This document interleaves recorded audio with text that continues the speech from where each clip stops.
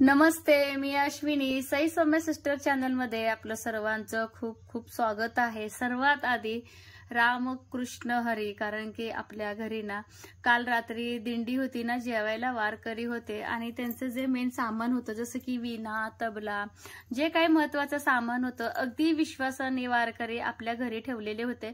बघू शकता आजचं वातावरण आणि जे टेम्पो आलं त्यांना वारकऱ्यांचं तर अभंग लागलेलं जोरात, अगदी अक्षरशः गावकऱ्यांनी उठवलं. इतकं विठ्ठलाचं भक्तिमय असं वातावरण झालं होतं आणि मोठ्याने गाणं लावलं होतं स्पीकरनं. आपल्या लकी आहे ना, लकी घाबरून कट्ट्यावरती झाला. सकाळचं वातावरण बघा किती फ्रेश आहे. काल दिवसभर पाऊस होता ना, पावसामुळे लगेच झाडांचा पण कलर बदलला, खाली चिखल. कारण की काल इतकी माणसं आपल्या घरी होते ना, सगळ्यांच्या पायदळीने भरपूर असं चिखल झालं होतं. पारिजातकाचा सडा पडलाय, परत स्वस्तिकच्या फुलांचा सडा पडलाय. सकाळचं वातावरण म्हणजे अगदी शुद्ध असं बरं का, अगदी मन प्रसन्न होतं. दिवसाची सुरुवात छान आपलं वारकऱ्यांच्या म्हणजे टाळ विण्याने झालं म्हटलं तर चालेल, चांगला. आणि काल आपण जे काही पाल वापरलं होतं हे हंतरायला वगैरे, पाऊस भरपूर होता ना, मग स्वयंपाक करताना वगैरे बायकांना हंतरायला दिलं होतं. बरंच असं चिखल झालं होतं. तर आंघोळीच्या अगोदर माझं आणि आईंचं इथं धुणं चाललंय. जसं की बोर आहे आपलं, तुम्हाला माहिती आहे, अगदी प्रेशरनं मी पाणी टाकणं चालू होतं. सकाळपासून ना सगळं राडा काढा चालू. जसं की काल गाडी गेली होती आपल्या लग्नाला. आणि दुसरी गोष्ट, आणि जिथं आपले पार्किंग आहे तिथं पण पंगत बसली होती, आपल्या कट्ट्यावरती पण पंगत बसली होती. तर सगळे घाण चालले. सकाळपासून सगळं धुवाधुवी, पुसापुशी, काढीत चालू आहे. आणि वातावरण पण इतकं बेकार आहे, काय धुता पण येत नाही आणि काय नाही. जसं की दर्या वगैरे सगळं घाण चिखल, खरकटे वगैरे झाले. वारकऱ्यांना खाली बसण्यासाठी वगैरे दिलं होतं चटई वगैरे. जे काही जार वगैरे आहे तर जार वगैरे आणखीन द्यायचं बरं. तर सकाळचे वाजलेत बरोबर आता 8:30 वाजले. तरी सकाळचे आमचे कामं का आजची काय संपे नाही. तर जसं की तुम्हाला दाखवते काय काय केले सकाळपासून. ह्या कट्ट्यावरती सगळी जेवणं होती. वारकरी गेल्या तर धुता येत नाही, खरकट पडण्यासाठी तर आपण जेवण घालत असतो. पण 2-3दा कट्टा स्वच्छ कापडाने पुसून झाडून असं सगळं घेतलंय. आणि बारीक आणखीन पावसाच्या सऱ्या पडतातच. आणि हे जार पण परत द्यायचंय. तर ह्यांच्या गाडी वगैरे टायर वगैरे धुणं चाललंय. जसं की इकडचं जे काही पत्र्यातलं पोर्शन आहे, जसं की बघा काल स्वयंपाक पंक्ती सगळ्या मी आणि माझ्या चुलत जाऊबाई आम्ही तिघींनी असं धुतलेलं पूर्ण स्वच्छ. तरी पण काय काय होतं घाण, रात्रीचं इतकं काय दिसत नाही. 11 वाजता ते सगळं धुवून काढलं. आणि वारकऱ्यांना पाय पुसण्यासाठी असं पोतं ठेवलेलं. तरी पोतंवरती पाणी टाकायचं चाललंय. तर ते पोती मी नंतर धुवून टाकेन. बरंच असं त्यात घाण आहे.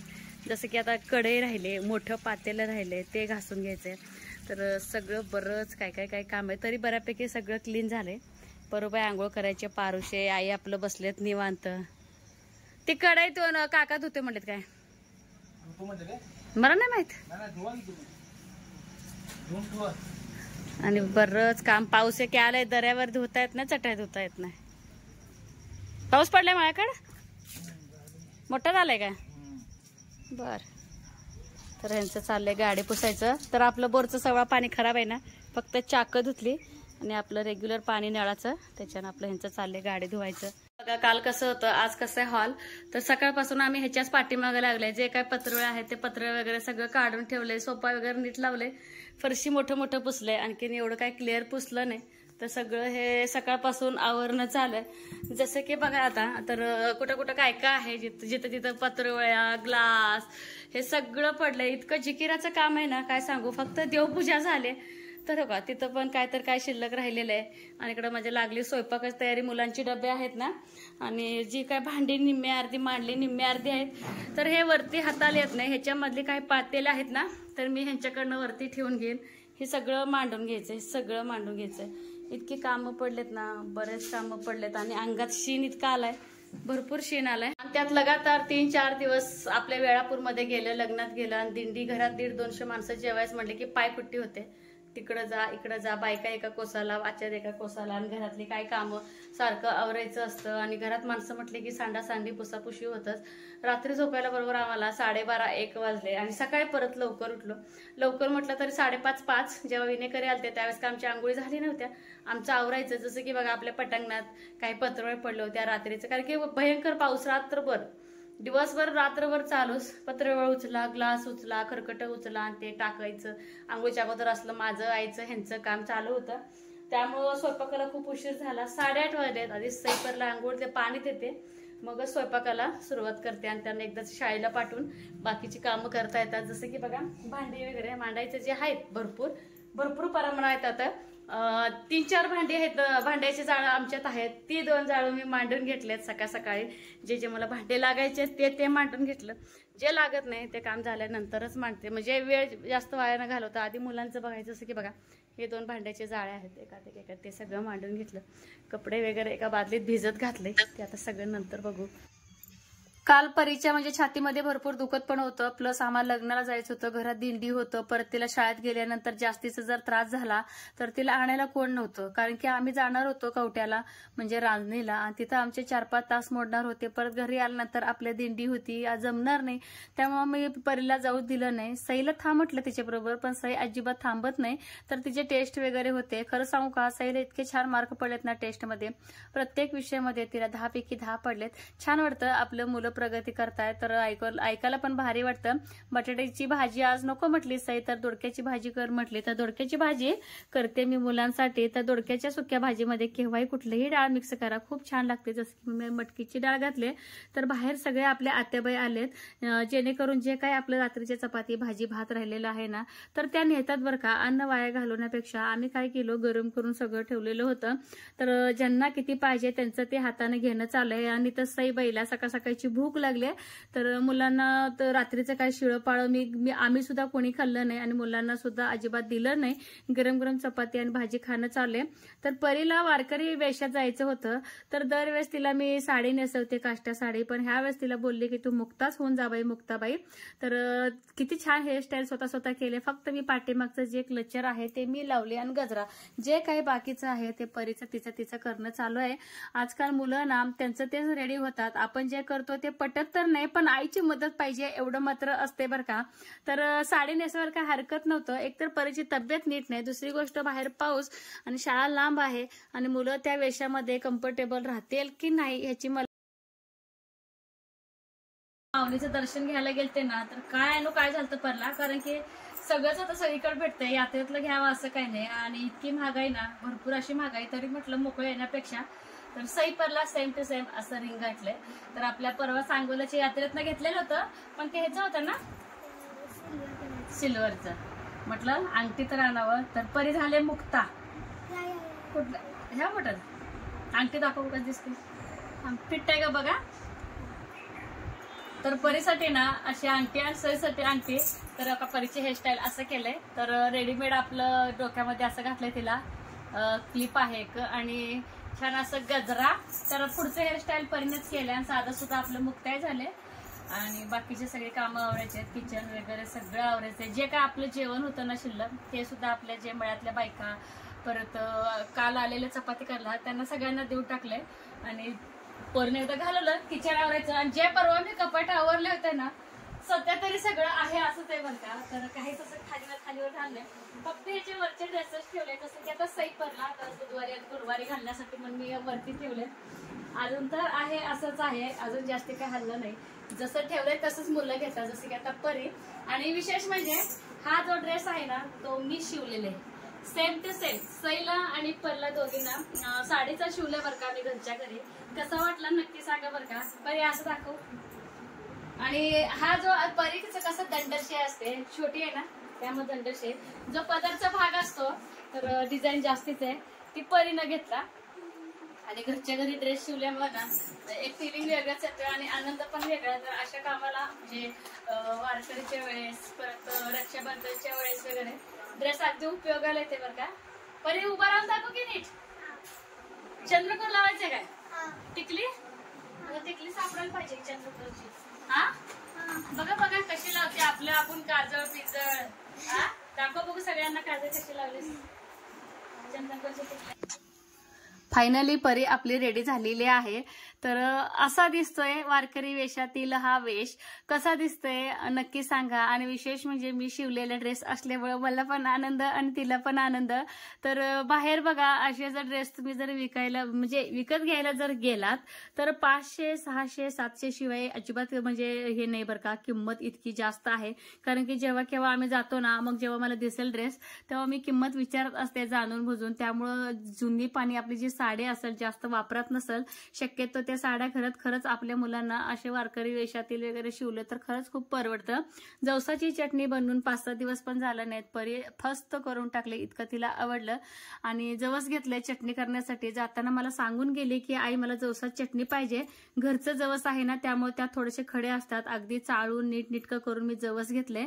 आणि जवसाची चटणीसाठी मी तीळ, जिरं, परत आंबारी तिखट, घरचं लाल तिखट आणि ठेचलेले लसूण असं घेतले आणि थोडंसं मीठ.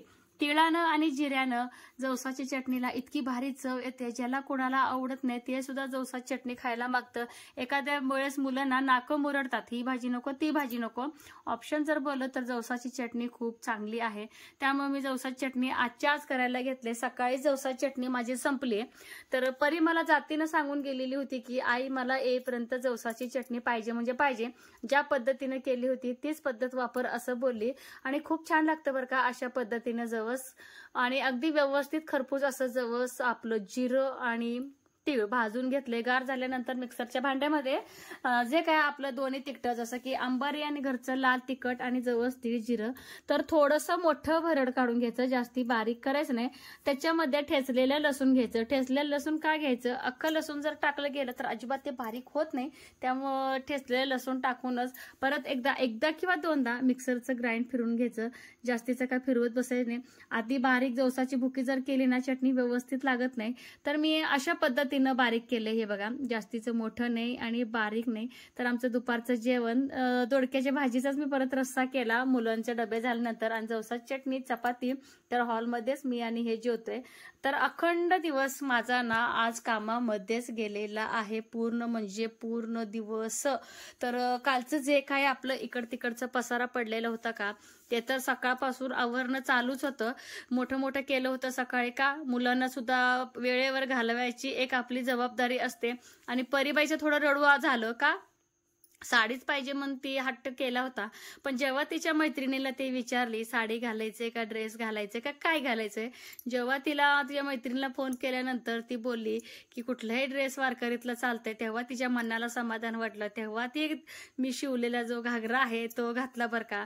तिचं आवरलं डबे. परत आता सईला कसं आहे, थोडेसे केस वाढलेत, तर शाळेत पोन्या घालायला बोलतात म्हणे त्यांचे बाई, तर तिचे पोन्या पर त्यांना अगदी व्यवस्थित घालवलं का मग मी तिथून मोकळी होते. म्हटलं काम का आपलं परत करूया, कारण की एकदम पटपट कामं रोजच्यासारखं आवरायला गेलं तर होणार नाही. इकडे तिकडे खरकटे वगैरे पडलेलं, जाळी आळी दररोज आपल्याला म्हणजे फडकतच आपण झाडत असतो. दररोजच्या दररोज जर जाळ्या आपण काढलो तर अजिबात घर घाण होत नाही. ही एक माझी सवय आहे बरं का.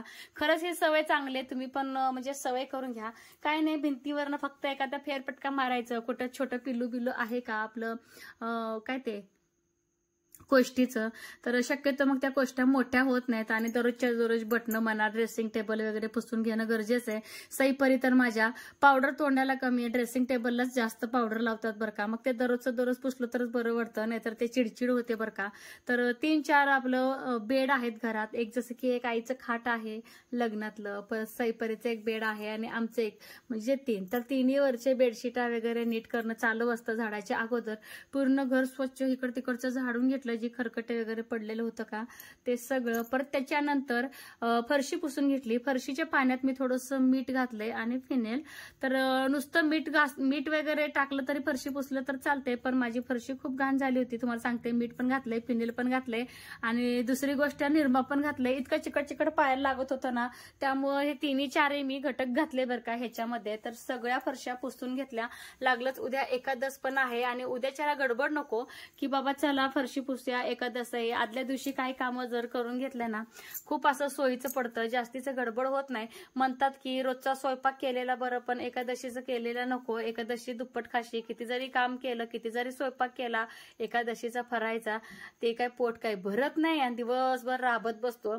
आणि बागेत पण इतकं घाणगुण झालं होतं, तरीही मी यूज अँड थ्रो वाले जे चहाचे कप आणि ग्लास वगैरे पाणी पिलेले होते का, ते सगळे जमा करून मी रात्रीच्या रात्री पावसात भिजून जमा करून मी ह्यांना टाकल लावलेली. का आजूबाजूला भटकी कुत्रे भरपूर फिरत असतात, मग आपण जिथं आपण कचरा वगैरे गोळा करून ठेवलेला असतो ते अस्ताव्यस्त करतात, मग डबल कामं होतात. आणि आता पाऊस वगैरे पडलेला होता, तर पाला पाचवतात दररोजच हे आहे बरं का. तर रोजच्या रोज काढलं तर किती जरी पाऊस पडलं तर ते चिटकून राहत नाही.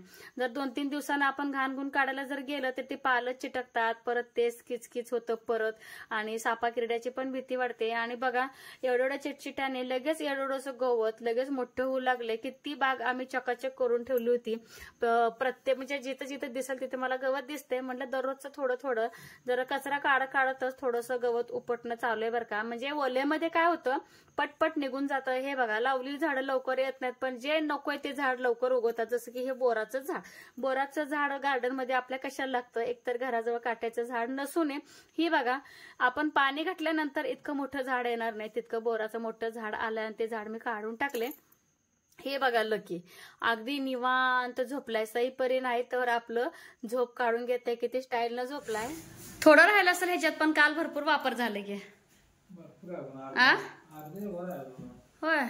तर काल ना 2 सिलेंडर आपले लावले होते. जसं की आतल्या कामाला 1 सिलेंडर लावलं होतं आणि दिंडीसाठी 1 लावलं होतं. तर आतला गेला आपला सिलेंडर. तर आल्या सईपरला भूक लागते ना, तर अशी ना मी छान अशी ग्रेव्हीवाली हे बघा सरभरीत वांग बनवले. तर सईपरीसाठी आमच्यासाठी मस्तपैकी हे बघा असं ग्रेव्हीदार छान सरभरीत वांग्याचा रस्सा बनवलाय. तर रस्सा झाला, चहा ठेवला होता. तर आलं परत वेलायची आणि थोडंसं तुळशीची पानं टाकून चहा ठेवला. तर बघते चहा उकळत का नाही. तर आपला गेला होता गॅस आणि आपलं वांग तर पूर्ण शिजले, म्हणजे वांग आपलं पूर्ण झाले. तर खूप छान शिजले वांग सुद्धा. तर ह्यांचं चाललंय सिलेंडर जोडायचं. मळ्यात भरपूर पडलाय पाऊस रात्रीचा. दिवसा मोठं पडलंय, रात्री मोठं पडलंय मळ्यात. उद्यापासून ना आपल्याला खुरपायची होत्या तुरी, पण पाऊस आला. तुम्हाला सांगू का इतकं तण उगवलंय ना मळ्यामध्ये, पीक दिसतच नाही. इतकं तण दररोज झिरमाट चालू आहे ना, त्यामुळे ना मला वाटतं सगळीकडेच गवतं उगवलं असतील. आता काही नाही, पैशाचा पाऊस सोडा लागणार आहे तेव्हा कुठं आपलं पीक वर येणार आहे. तर ह्यांचं चाललंय सिलेंडर जोडणं. तर मळ्यात नाही आता आलेत ना, संध्याकाळचे वाजले बरोबर 6:30. तर आईचा खोकला तर जायचं ना, आणि बाहेर पण थंडी इतकी आहे ना, त्यामुळे विचार केला आजपासून तुळशीची पानं आणि अद्रक दोन्ही मिक्स चहा म्हणजे ठेवायचा. थोडंफार आपला घसा जरी बसला किंवा जर खरखर खाऊ जरी वाटत असेल तो सुद्धा क्लिअर होऊन जातो. आणि तुळशी रोग प्रतिकारक शक्ती वाढवतेच आपलं कधी सुद्धा. तर चला भाकरी पण मला बनवून घ्यायची आहे, भाजी झाले. तर सईपरीचे तिथं आजीजवळ चाललंय अभ्यास. काय तर काय अभंगाची स्पर्धा आहे, अभंग म्हणून दाखवत आहेत सईपरी आजीला. तर कसा वाटला आजचा व्हिडिओ. अगदी दगदगीचा असा आजचा दिवस गेला. आराम करायला पण काय जास्तीचा वेळ मिळाला नाही. तर लागलीच पटकन भाकरी आणि चपाती बनवून घ्यायची सईपरीसाठी. चॅनेलवरती कोण नवीन आहे का, व्हिडिओ तर बघतच राहा. लाईक शेअर सबस्क्राईब करायला अजिबात विसरू नका. बाय.